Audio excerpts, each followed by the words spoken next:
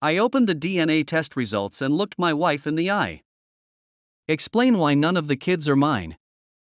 The silence in the room was suffocating, thick enough to choke on. The weight of the words I'd just spoken crushed my chest, suffused with the bitterness of betrayal. She stood frozen in front of me, her face pale, her hands trembling at her sides.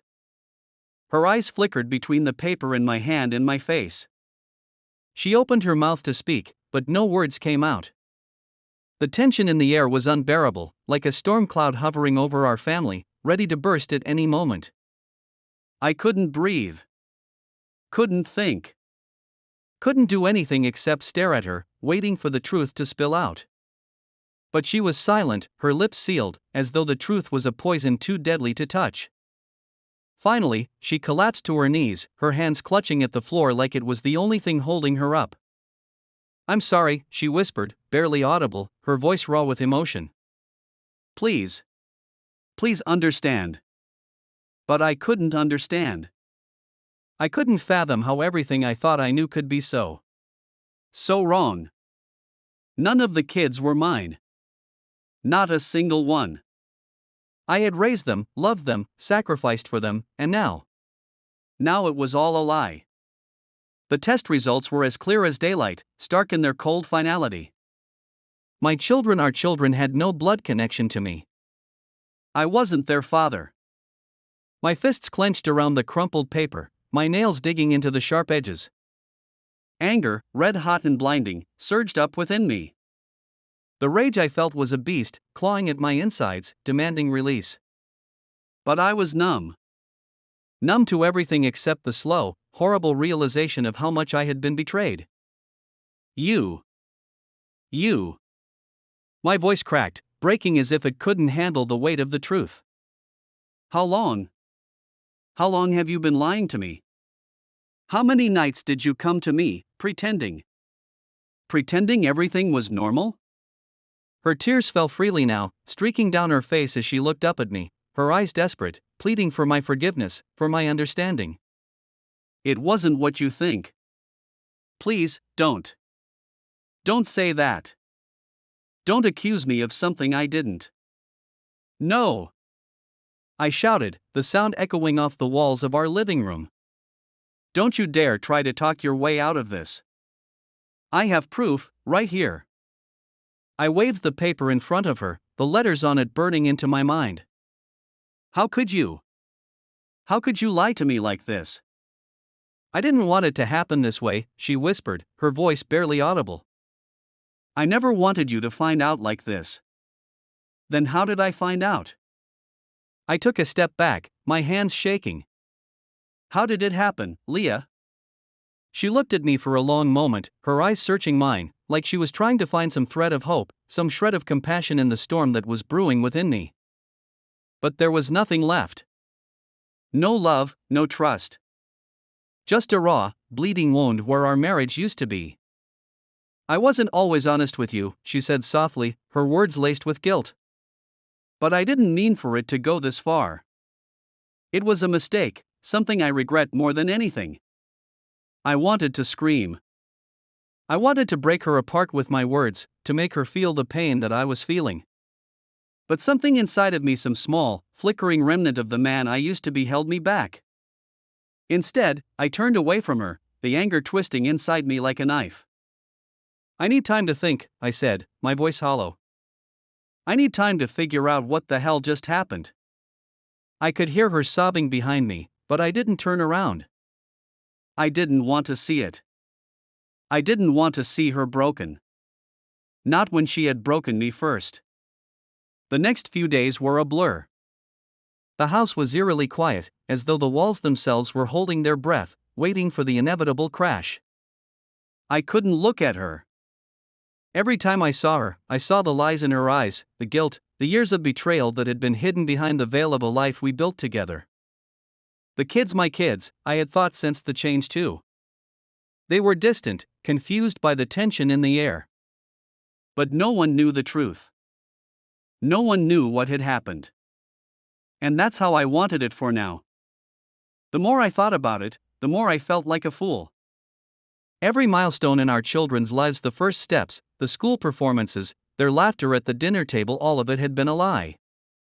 I had been a man blindfolded, walking through a life that wasn't even mine. The betrayal was deep, a wound so deep I wasn't sure I could heal from it. But I couldn't let it go. I couldn't simply walk away, because if I did, I would be letting her win. Letting her take everything from me without facing the consequences. The first twist came a week later, when I couldn't take the silence anymore. I wanted answers. Not just from Leah, but from anyone who might have known. I reached out to her best friend, Rachel, the woman who had been a part of our lives for years. If anyone knew something, it would be her. I met Rachel at a bar, under the dim, amber glow of a hanging light. She was nervous, her fingers twitching as she stirred her drink.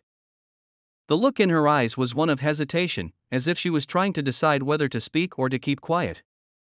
I could tell she knew something. I could tell that she was just as guilty as Leah. "Rachel," I said, my voice cold and steady, "I need you to tell me the truth. I know you know something. You've always been close to Leah. So tell me, how long has this been going on?" Her eyes flickered down to the table, and she sighed. "I didn't want this to happen," she whispered, looking up at me with sorrowful eyes. "But it wasn't just one mistake. It was years of secrets, of choices made. Leah didn't want you to know. She didn't want to hurt you." "You've hurt me enough," I spat, my anger flaring. "Just tell me what happened." Rachel leaned in, her voice low, trembling. "The kids, they're not yours because she was seeing someone else. Someone else you didn't know about. Someone she was involved with." I sat back, my heart pounding in my chest. The world tilted on its axis. Another betrayal. Not just one, but two. Leah hadn't been faithful to me, and now I knew that the man who had fathered my children, the children I had raised, was someone else. But there was a third twist that came soon after. As I pieced together the fragments of Rachel's story, I discovered that the man Leah had been involved with wasn't just anyone. He was someone I knew well. Someone I had trusted. My best friend, Ben. My world crumbled further. I wasn't just betrayed by my wife, but by the man I had considered a brother.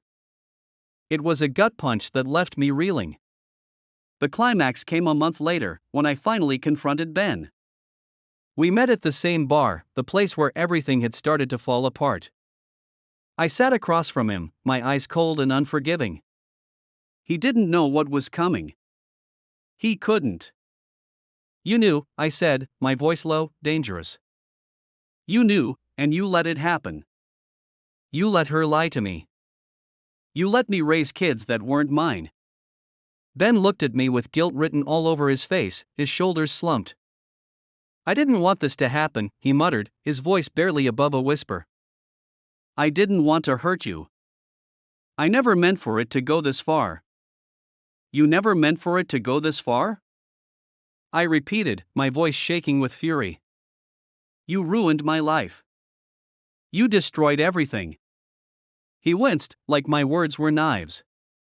But he couldn't feel the pain I felt. Couldn't understand the depths of what he had taken from me. I took a deep breath, and then I said the words I knew I would regret for the rest of my life. "I want you out of my life, Ben. Forever." In the aftermath, everything changed. Leah begged for forgiveness, her tears flooding every conversation. But I didn't want her apologies. I didn't need them. I couldn't look at her without seeing the lie she had built our lives on. The kids were confused, hurt, lost. I told them the truth in the best way I could, without breaking their hearts more than I already had. And when the dust settled, when the lies finally unraveled and I was left with the shattered pieces of my family, I realized something important.